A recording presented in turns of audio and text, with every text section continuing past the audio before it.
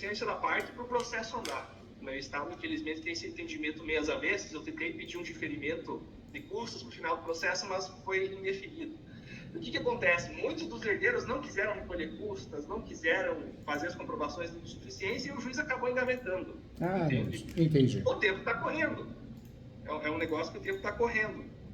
E é um dos herdeiros que está no imóvel.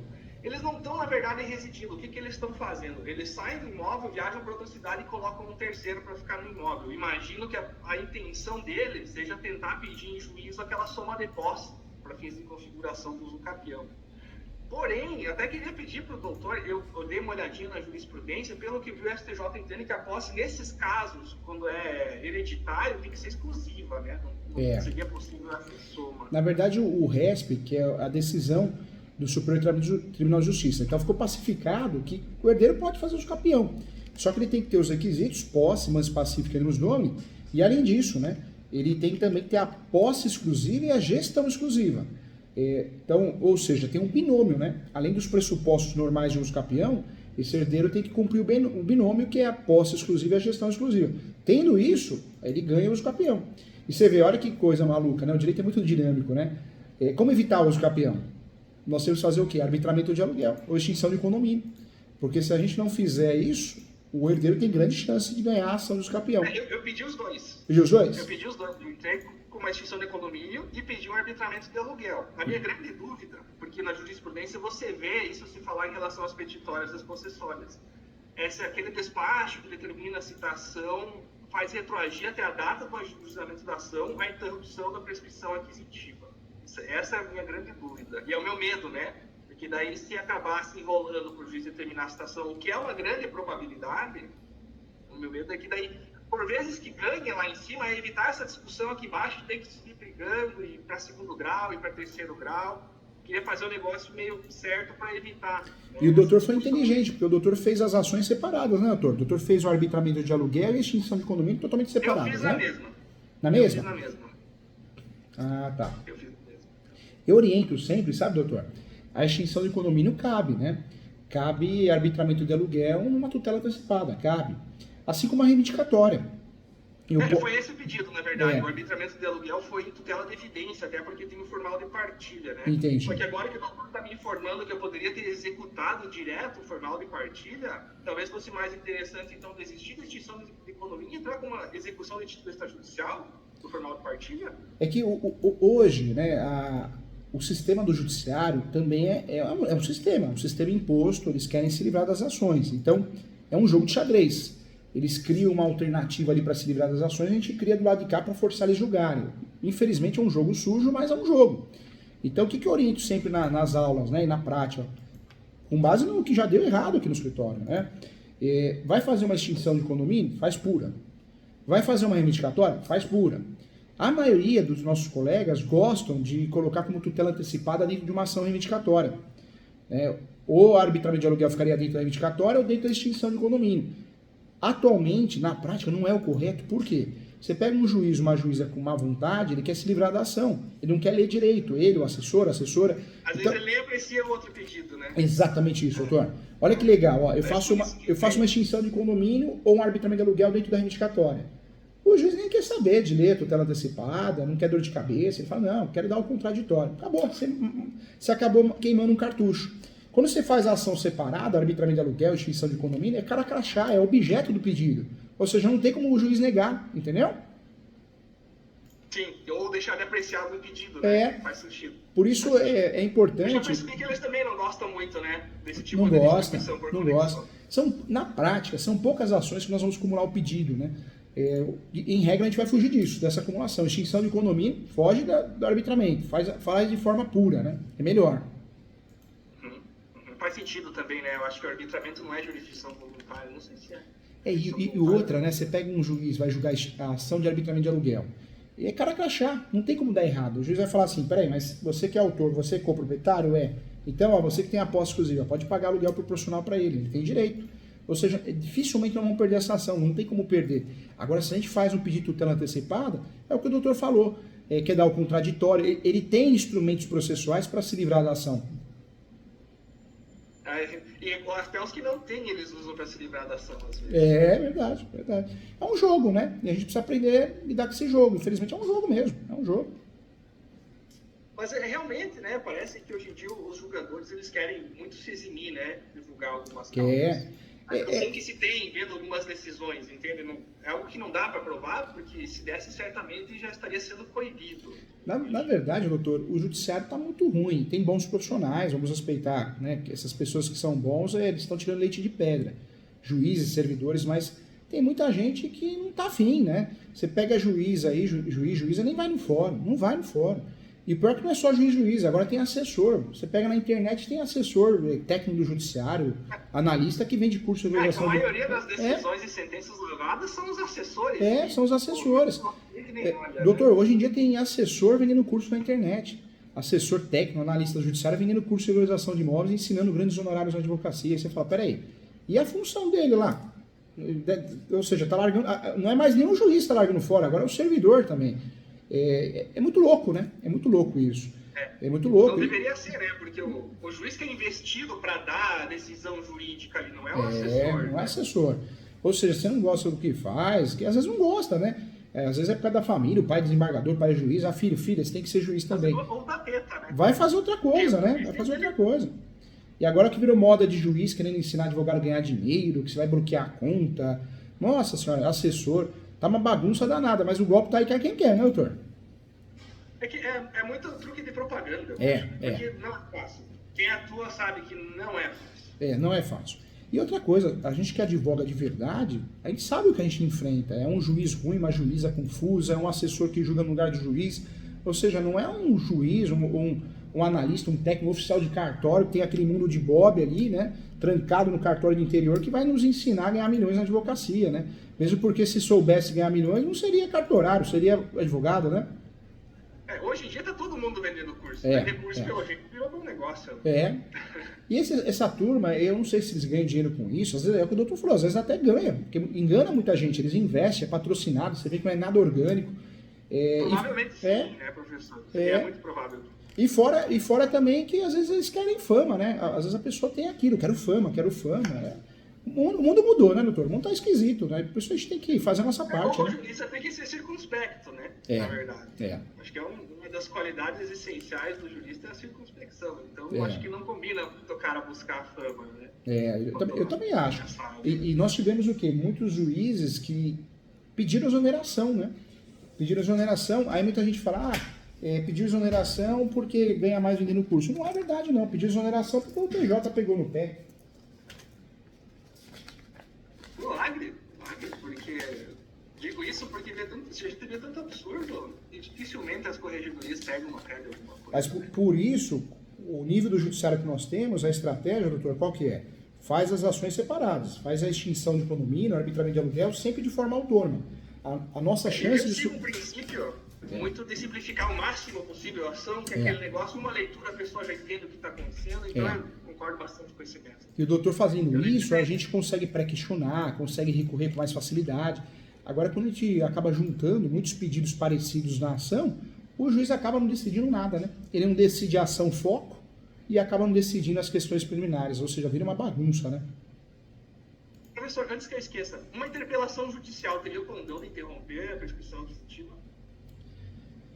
Interrompe. Na verdade, hoje o entendimento inclusive tem uma portaria do Conselho Nacional de Justiça, hoje qualquer movimentação processual, ela interrompe a prescrição aquisitiva. Tá. Não para efeitos de uso capião, mas para efeitos de prescrição intercorrente. Para uso capião, não. Para efeitos de uso capião, na realidade. Interpelação judicial para efeitos de uso capião interromperia? Não. Na verdade, hoje o uso capião ele só vai ser prejudicado quando nós temos o quê? Uma possessória julgada com um transjulgado, sem recurso, ou seja, uma ação de reintegração de posse, manutenção, interdito proibitório, ou uma petitória, reivindicatória, emissão da posse, ação de resgate. Quando nós temos uma decisão onde o possuidor, o posseiro, perdeu, né, essa posse, aí sim tiramos a posse mais pacífica dele. Mas se ele ganhou, então um exemplo, eu sou o réu numa ação possessória e eu ganhei.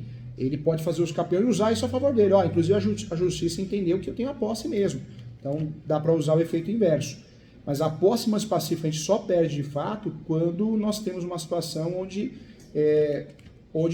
o possuidor perdeu a ação, possessória ou petitória. As outras ações não fazem isso. É claro que a gente, advogado é terrível, né? Se a gente está advogando para um lado que a gente quer milar o uso capião, a gente vai falar que sim, vai falar que está pagando aluguel, então não tem a posse, né? Advogado não tem o dever de imparcialidade, né? Então não vou puxar sardinha para o nosso cliente. Mas que de fato não perde, não perde. A posse é mais pacífica ainda. Então, a interpelação judicial, eu vi algumas jurisprudências nesse sentido, mas fiquei meio assim, sabe? Porque não era algo que parece ser consensual, né? Não é não. Na verdade, hoje a jurisprudência pacificada, que se está em discussão e o uso capião foi julgado diante dessa discussão, não houve um transjulgado, a posse continua sendo uma pacífica. Porque um engano, né, de muitos colegas é achar que tem uma ação em andamento, pronto, matou o uso capião. Não. A ação está em andamento, está em discussão, então a posse, em regra, continua sendo uma pacífica, né? Então tá aí. A reivindicatória não dá para entrar contra o proprietário. Não dá.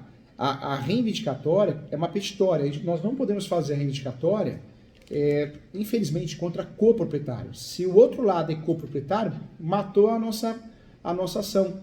Porque o outro lado vai usar isso como tese de defesa e vai levar em preliminar. E aí pode gerar até sucumbência. Então se torna uma ação de risco. Hoje, como que eu brigo com o coproprietário? Né? Como que eu brigo com o sócio do imóvel, seja herdeiros ou não? O único meio que eu tenho para fazer isso é através de arbitramento de aluguel e extinção de condomínio, né? Então tá, eu vou tentar pedir até o desmembramento do pedido de arbitramento de aluguel, que o juiz poderia fazer de ofício, né? Mas eles também não costumam fazer isso. O doutor faz uma petição informando que por um lapso constou o pedido, mas será tratado de forma oportunamente, de forma autônoma. Diante disso, requer a exclusão desse pedido. Acabou, não dá muita corda, não dá muita brecha, sabe, doutor? A execução do formal de partilha teria o condão, talvez, de interromper alguma coisa aí? Não, né? Não, também não. Ação de execução, obrigação de fazer, também não tira a posse mais pacífica, não. Hoje, sobrou para nós aí nessa situação, sobrou a extinção de condomínio e arbitramento de aluguel, para poder atrapalhar, né? Forçar um acordo, para poder melar o capião do outro lado. Mas é o que a gente tem. A gente tem em mãos, né? Como ferramenta segura. A reivindicatória caiu porque não cabe reivindicatória contra coproprietário, né? E o doutor entende que o despacho que determina a citação vai fazer com que a interrupção da prescrição seja na data do ajuizamento da ação, mesmo em caso de extinção do condomínio ou arbitramento de aluguel, porque eu vislumbro uma possibilidade bem concreta disso aí chegar a ser usucapião, sabe? Eu queria tentar impedir. Agora, um detalhe importante, viu, doutor? O outro lado, o ideal é que ele seja inteligente, ele e ela, e faça o uso capião quanto antes, porque a súmula, né, que segura, o uso capião poderá ser usado em matéria de defesa. A súmula 237 do Supremo, súmula 237, diz o quê? O uso capião poderá ser arguido em matéria de defesa, mas ele tem que ser feito antes. Tem que ser feito antes da ação de extinção de condomínio, antes da ação de arbitramento de aluguel. Ou seja, se o doutor fez, né, já fez a extinção de condomínio, faz de forma voluntária o arbitramento de aluguel, voluntária não, autônoma, né? Se cair a ficha de usar o uso capião, esse uso capião a tendência é que ele não segure as duas. Se o uso capião fosse distribuído antes, aí podemos utilizar no arbitramento de aluguel, na extinção de condomínio, o pedido de suspensão. Juiz, quer que suspenda o arbitramento de aluguel, extinção de condomínio, até que seja julgado o uso capião. Mas como eles não fizeram, nós vamos fazer, já fizemos antes, para nós é um checkmate, hein? Mas a suspensão, nesse caso, teria que já ter ocorrido ao uso capião, né? Teria que ter ocorrido antes dessas ações que o doutor está distribuindo. Perfeito. Não, então, porque o doutor está do lado, pelo que entendi, o doutor está do lado do herdeiro que não tem a posse, né? Que quer evitar o uso capião, né? Exatamente. Que quer evitar o uso capião. O herdeiro quer vender a casa, nem que seja para esse que está com a posse, mas ele quer ter o que é dele por direito, né? Ele não quer perder esse imóvel assim, sem mais nem menos. O doutor tá com a faca e o queijo na mão, porque você vê, eles não caiu a ficha ainda que eles poderiam ter feito, né? A ação de uso capião. Se tivessem feito antes do doutor, eles poderiam usar muito melhor isso, né? Ou seja, a suspensão... Mas eu acho que a ideia deles era ficar quieto mesmo. Sabe? Ficar quieto mesmo? Porque eles eram a favor da extinção de condomínio até o momento que a gente foi entrar com a ação. Daí eles se posicionaram um pouco. Ah, tá. Então aí a gente já meio que abstraiu a intenção deles. E o doutor, nessas ações, na arbitramento de aluguel, acho que não faria. Mas na ação de extinção de condomínio, eu faria um pedido preliminar de audiência de conciliação e mediação. Esse pedido preliminar para tentar fazer um comodato. Vamos fazer assim, eu dou baixa na extinção de condomínio, mas você me assina esse contrato de comodato. Ou faz um comodato dentro da ata, né, de acordo. Ou seja, acabou. Ele vai ficar lá sem pagar aluguel? Vai, mas pelo menos na ata já faz prova que ele não tem a posse, né? Ou seja, foi acordado... A ideia era a gente fazer o comodato anteriormente, mas não deu muito certo. Eram terceiros que estavam na posse na época. Esses irmãos que estão na posse hoje em dia, que estão na posse, eles na verdade estão em outras cidades. Estão em outras cidades. O filho deles que está indo ali na casa, de vez em quando, acho que para, que nem eu disse, tentar fazer aquele negócio da soma de posse, sabe? Na verdade, essa audiência, talvez caindo a ficha, né, do irmão que tem a posse exclusiva, que tem uma extinção de condomínio, que é um arbitramento de aluguel, ele sendo citado nas duas e essa audiência acontecer após isso, talvez ele não, quero fazer um acordo então, vamos fazer um comodato dentro da ata aqui, 12 meses, me dá 22 anos, mas pelo menos fica ali que é um comodato, ou seja, matou o usucapião. Se a intenção é matar o usucapião, resolveu o problema. Eu fiz um acordo há uns 15 dias atrás, nós colocamos isso dentro da ata, a conciliadora foi muito legal, ela ajudou a gente. E nós colocamos o quê? Que o imóvel ia ser vendido, ia ser anunciado em imobiliárias, e caso fosse vendido tinha que desocupar. Poxa, então foi bem legal, né?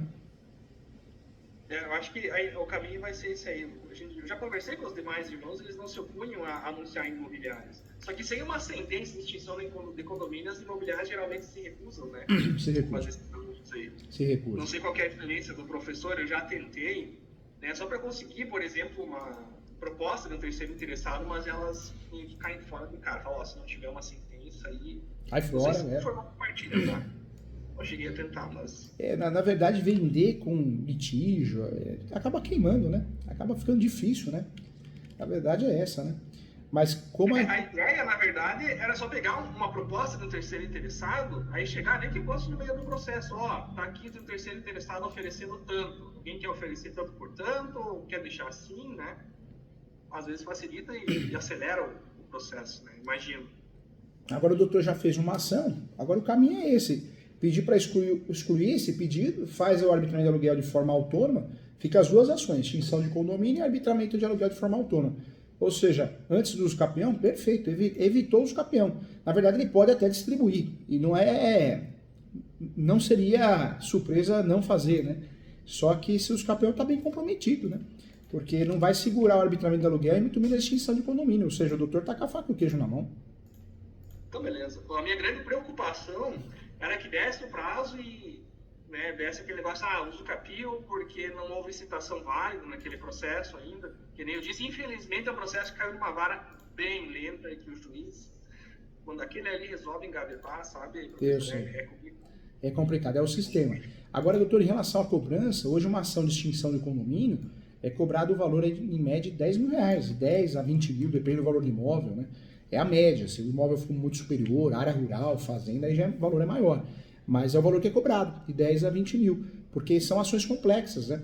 Mas são ações complexas, mas a nossa chance de sucesso é enorme, porque cara crachá, não tem jeito, está pacificado.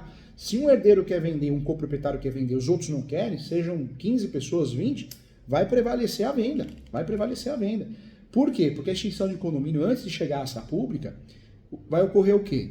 Seja sócio, seja ex-marido, ex-mulher, vai ocorrer o direito de preferência. Então, você não quer que venda? Então, compra a parte dele aqui, ó, né? Dele, dela. É isso que o judiciário faz na prática. Ele impõe. Você não quer que venda? Então, faz a sua proposta. Exerce o direito de preferência.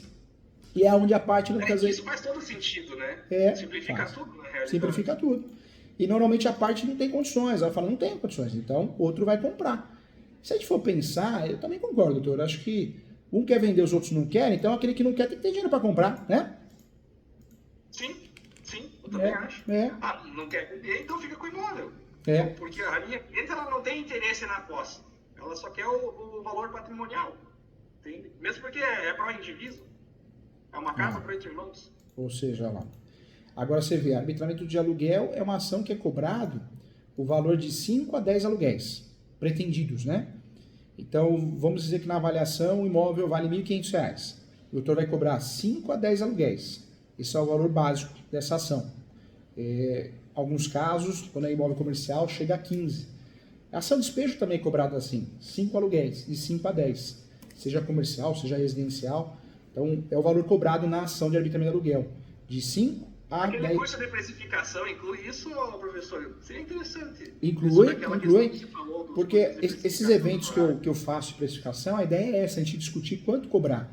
Porque o advogado que cobra errado, primeiro, o cliente foge, porque cobrou muito caro, muito pouco. E as pessoas são assim.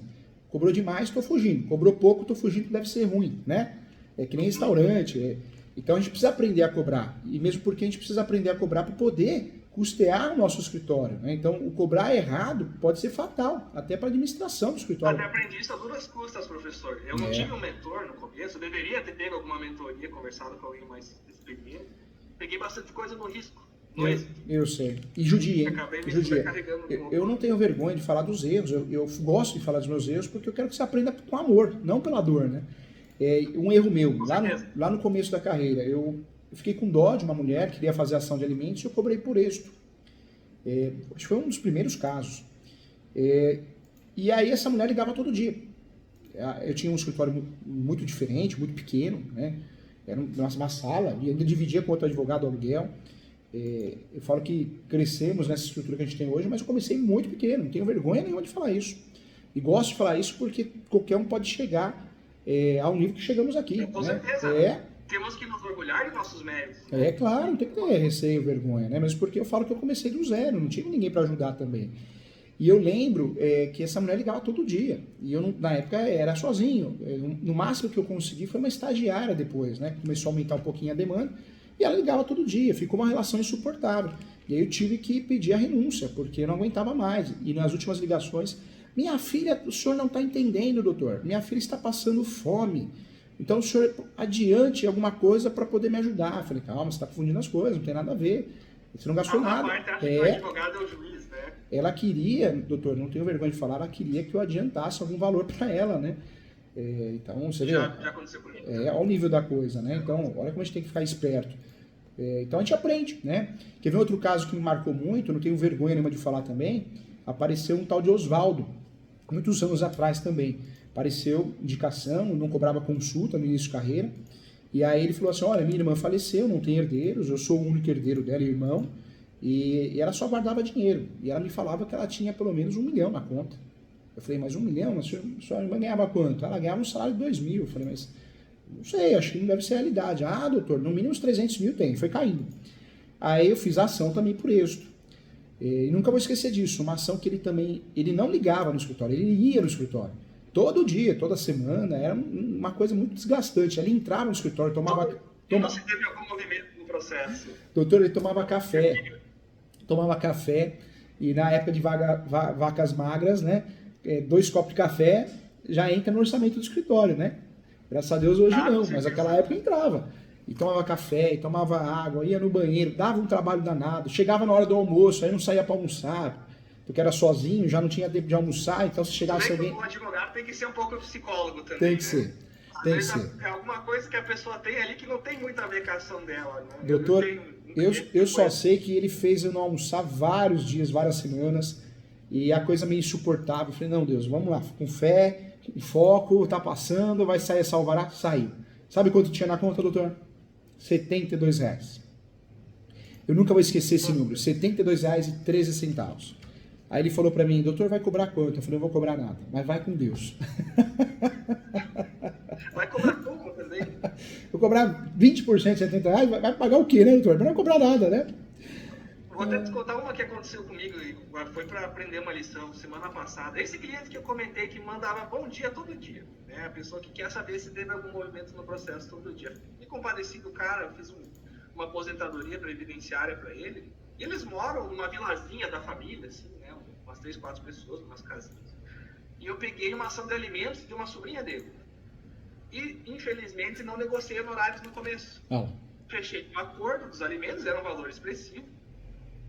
E daí foi falar, né, fechei o acordo, o que você acha? Ela concordou, eu falei, agora a gente tem que negociar meus honorários, quero tantos %.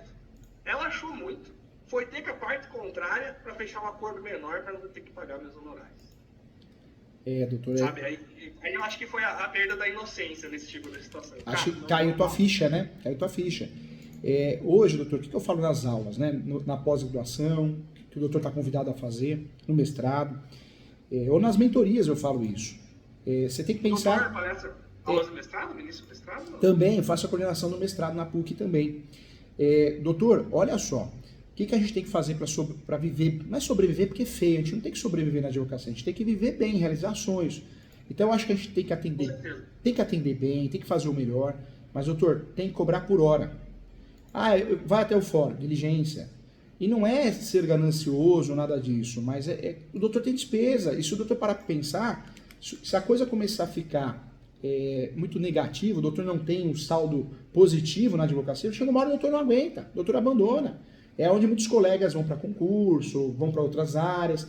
Então a advocacia pode ser um sucesso, mas o que a gente tem que fazer? Se dá valor, cobra consulta, que nem um aluno da semana passada, na pós do ESO mesmo, ele falou, professor Júlio, eu moro em uma cidade interior, como que eu vou cobrar consulta? Eu falei para ele, bobagem sua.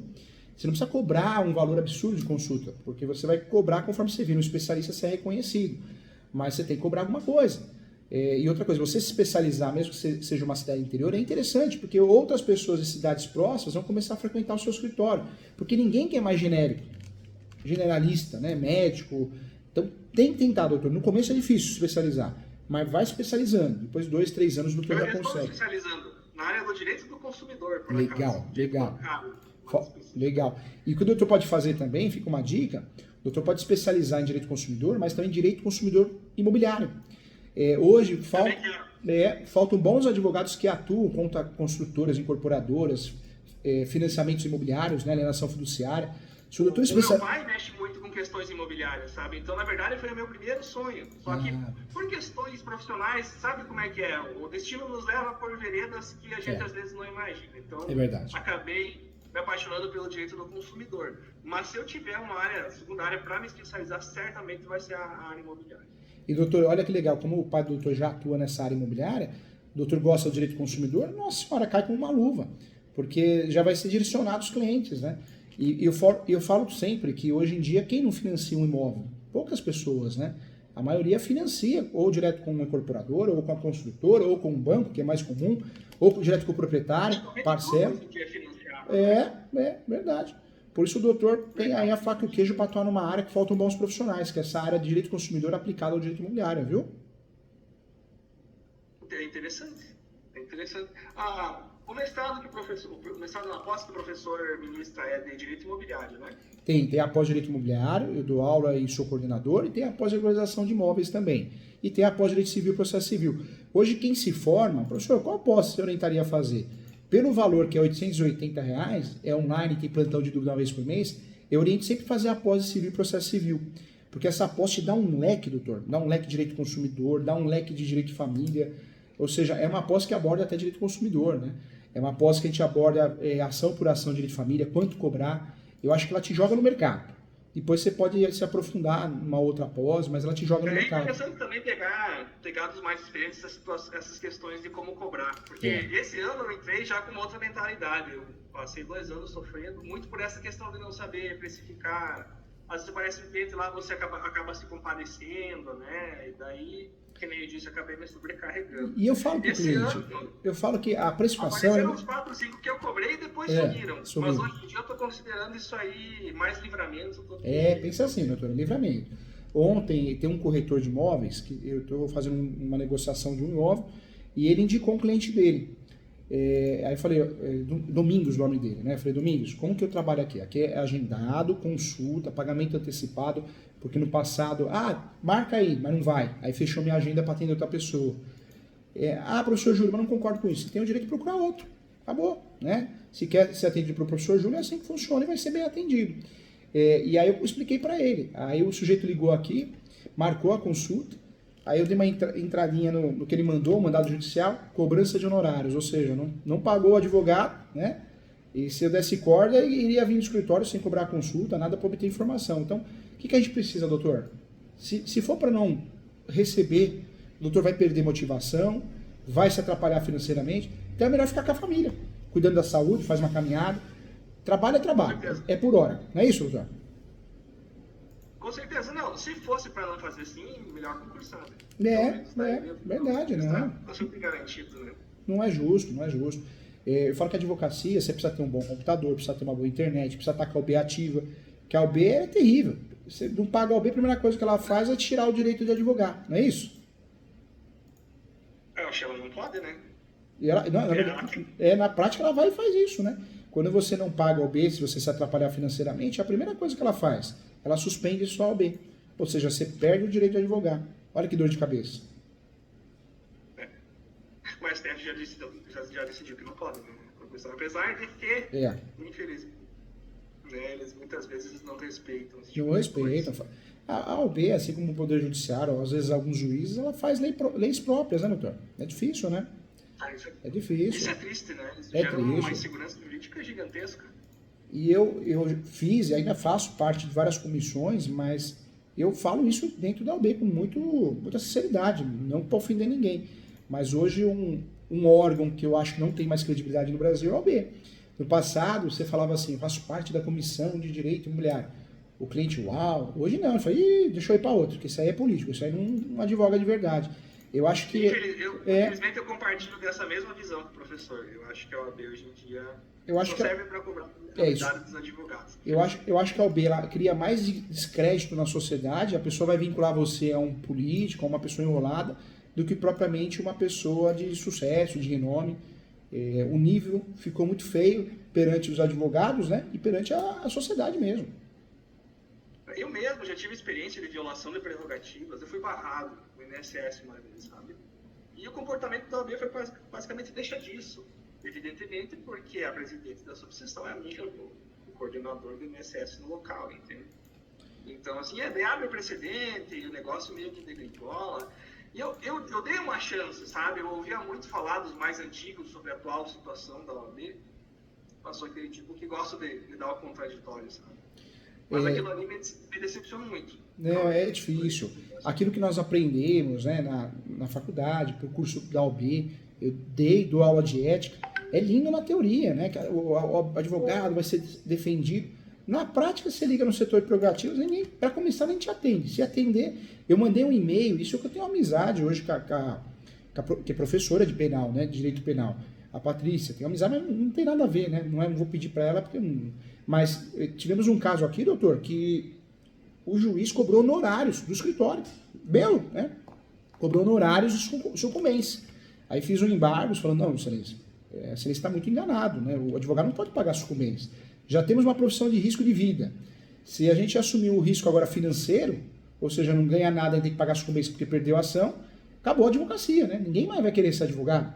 E mesmo assim ele manteve a decisão. Você vê um nível porco do judiciário. Aí fiz o contato com a OAB, prerrogativas, mandei e-mail, mandei outro e-mail, liguei, ninguém tinha lido ou mandado para o departamento. Isso que eu faço parte de algumas comissões lá dentro, hein? Ou seja, descrédito total. E parece que está nascendo uma sanha arrecadatória no Poder Judiciário, né? Doutor, só sei que, graças a Deus, né, em recurso, eu consegui reverter a situação, foi gerada nulidade, o Tribunal de Justiça deixou bem claro que advogado não paga sucumbência, quem paga é o cliente, graças a Deus pela sucumbência alta. Uma decisão que nem deveria existir, né? Um cliente bem problemático, nós ganhamos a ação, a reintegração de posse, fez acordo e mesmo assim não estava feliz. Quando você pega o cliente errado, você pode ganhar, viu, doutor? Ele não vai estar contente, ele vai estar reclamando, porque nada para ele tá bom, né? E pior que não era nem os clientes, era um terceirinho, era um arquiteto que representava as duas irmãs, um cara chato, desequilibrado, mandava e-mail toda semana com um relatório, um cara insuportável, doutor. Olha, eu tenho muita paciência. Era o terceiro que estava me incomodando? Era um terceirinho. Eu aprendi que na advocacia, o terceirinho, como ele penteia, hein? Hoje, eu vou ser sincero, doutor, fica a dica também.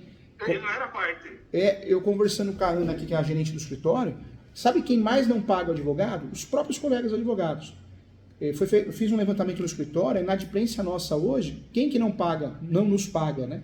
São colegas advogados, formados, têm OAB, ou estão fazendo direito, são bacharéis, são os mais enrolados. São os que normalmente viram ação de execução, que eu peço renúncia por falta de pagamento.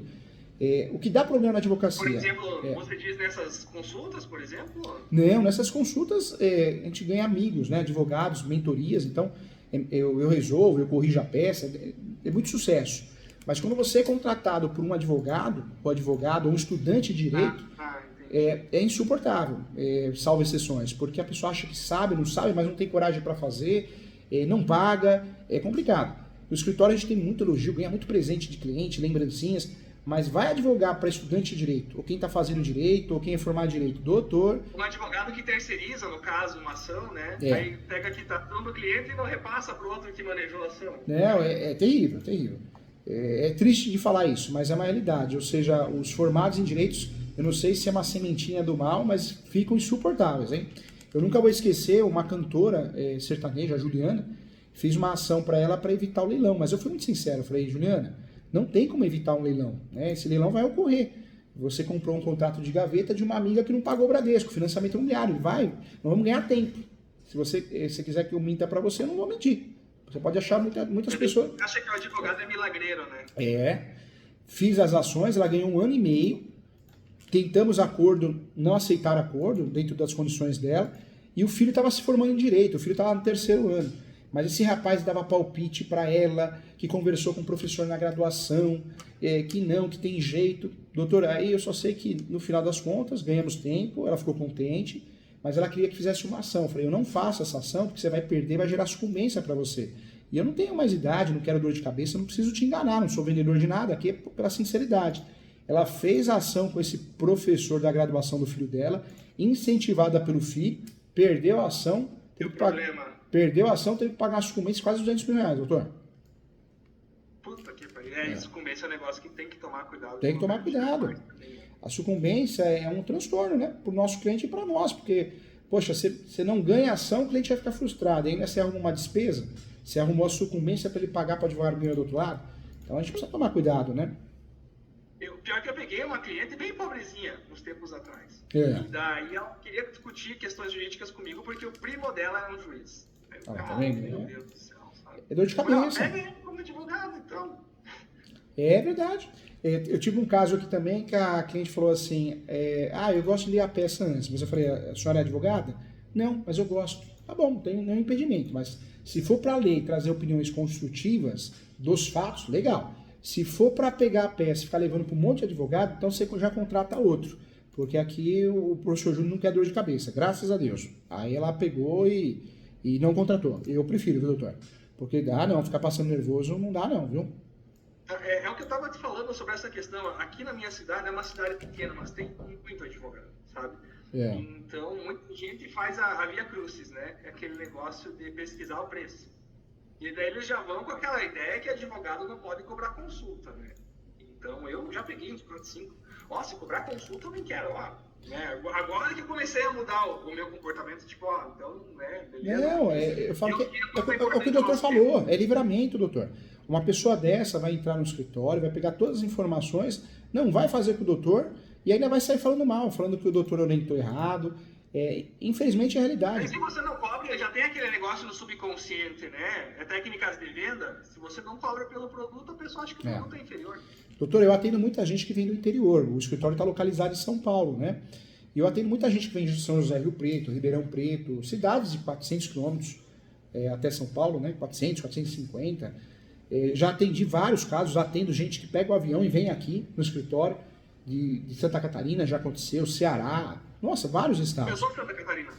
Você é de Santa Catarina, né, doutor?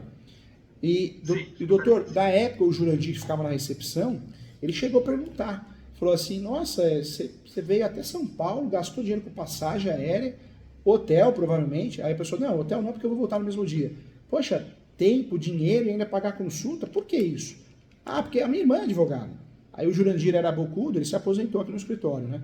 Ele falou assim, poxa, mas sua irmã é advogada, por que o senhor não passou para ela? Aí ele falou assim, não, minha irmã não cobra consulta, que confiança eu vou ter nela? Olha, você vê. O irmão desfazendo da irmã porque a irmã não cobrava consulta, ou seja, não é especialista, não é boa. A gente aprende que a sociedade brasileira, ela não dá valor, né? Se você não cobra. Palestra mesmo.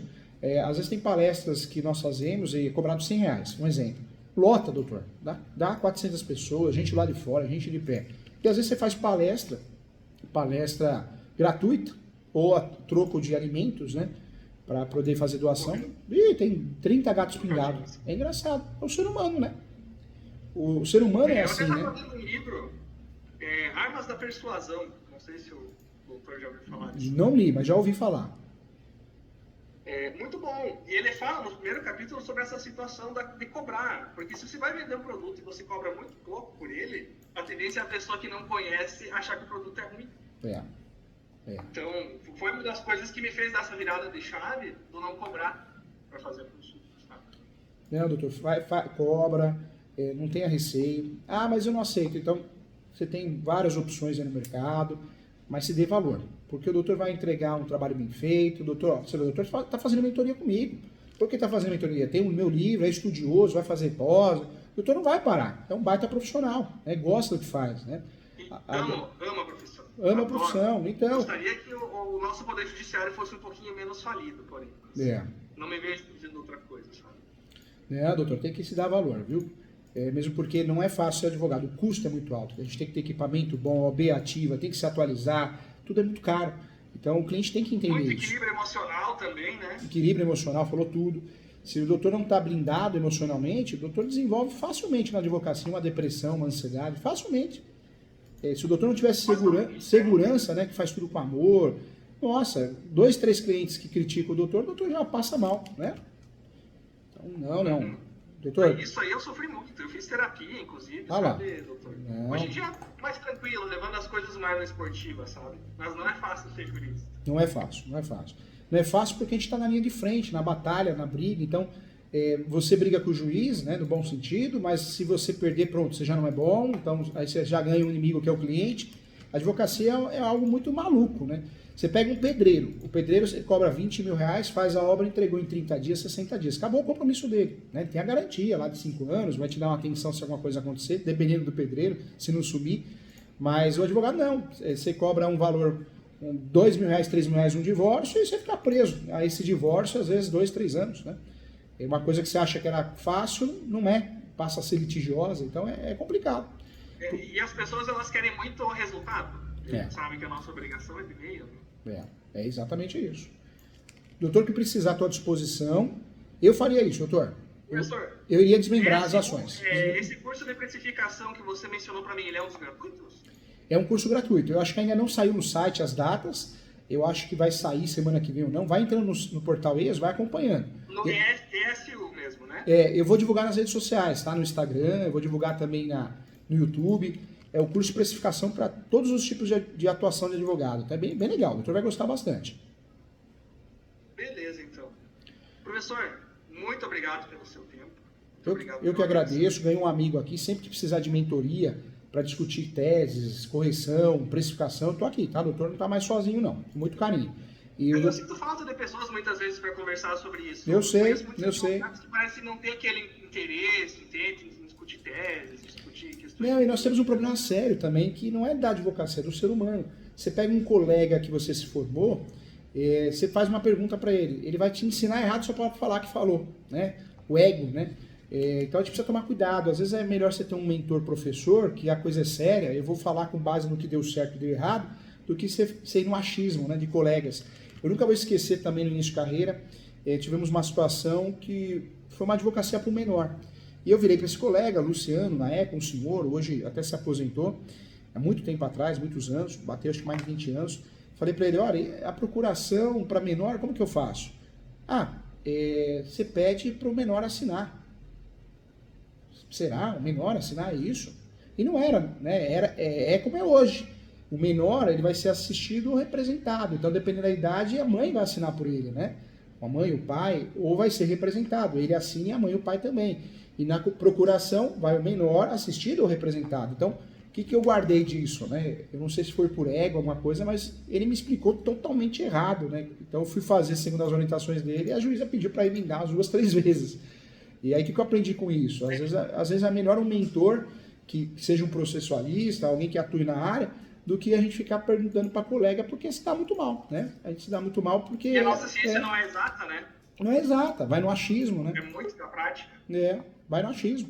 Esse achismo é perigosíssimo. O professor advoga há quantos anos já? 15 anos. Já tive a honra de fazer o concurso da Procuradoria, atuei, cartório também, Faz 15 anos, passa Na rápido, viu? época dos processos físicos, que não É. tinha o Google, tanto acesso à informação que nem se tem hoje, né? Peguei, Esse é até fiz, mais complicado, fiz muita tipo, carga do processo físico. E naquela época você vê, não tinha esse negócio de pesquisa online, você tinha que pesquisar nas bibliotecas. Ou seja, a advocacia a gente reclama, mas ela era mais sofrida ainda, viu? Mais eu sofrida. imagino. E era Eu sofrida. aprendi muito graças ao Google. Eu reconheço totalmente isso aí. Hoje em dia, você quer saber uma jurisprudência, um entendimento É. de um órgão superior, você vai no Google, você já fica sabendo, né? Já fica sabendo. Antigamente, tinha que pegar a revistinha dos tribunais e dar uma folhada. Nossa, era terrível, carga de processo. Poxa, eu lembro que saía 5, 6 publicações que você tinha aqui no fórum. Eu lembro que na mesma semana o estagiário saiu. Saiu porque ele falou que não queria mais fazer direito, que era muito cansativo. Meu Deus do céu, ou seja, você tinha que fazer audiência, tinha que ir atrás de processo. Melhorou muito, a advocacia ela já foi muito mais sofrida. Eu acho que esse pessoal da antiga guarda, né, a gente que era da época do processo físico, doutora, era sofrido de verdade. Hoje você tem acesso fácil, né? Hoje o YouTube está muito... Eu fico imaginando.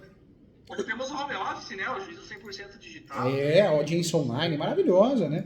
Poxa, você pega 2 audiências no mesmo dia, você não almoça, você não janta, te quebra, né? Quebra a tua semana. É complicado, é complicado. Melhorou muito, melhorou muito. E outra coisa, doutor, hoje em dia a audiência online é maravilhosa. Eu sou muito fã da audiência online. Na minha opinião, só tinha que ter audiência presencial criminal. Online não tinha, tinha que ser a regra. Também sou dessa opinião. Porque, doutor, todo mundo finge numa audiência. O juiz finge que está prestando atenção, está jogando paciência, né? Não vamos julgar todos, né? Mas muitos fazem isso. Você perde tempo, dinheiro, risco de assalto. Para quê? Faz tudo online, bom para todo mundo, não é verdade? Sim, e gera uma liberdade geográfica também, né? Ajuda tudo, né? Ajuda no tráfego, no trânsito, ajuda em relação à sustentabilidade, porque é menos gasolina, menos custo economicamente, ou seja, é uma vantagem para todos, né? Com certeza, com certeza. Doutor, fiquei feliz de conhecê-lo, parabéns pelo livro, leia o livro Uso Capião e, se o doutor quiser, claro, conheça o portal ISO que você vai gostar bastante. A pós de Direito Civil e Processo Civil é fantástica, o doutor vai gostar muito. Prazer também, professor, gostei muito do livro. Vou pegar aquele livro da Uso Capião ali, ler de cabo a rabo, porque é algo bastante comum, né? Apesar de não ser uma área que eu atuo, o Uso Capião é algo bem corriqueiro. Então é interessante. Mas então tá, professor, muito obrigado pela atenção. Fica com Deus, tá? Estou aqui para ajudar sempre. Você também. Tchau, um abração. Com certeza, nos Tchau. veremos novamente. Tá bom, doutor, um abração. Fica bem. Tchau, tchau. Outro pra ti, igualmente. Tchau, tchau.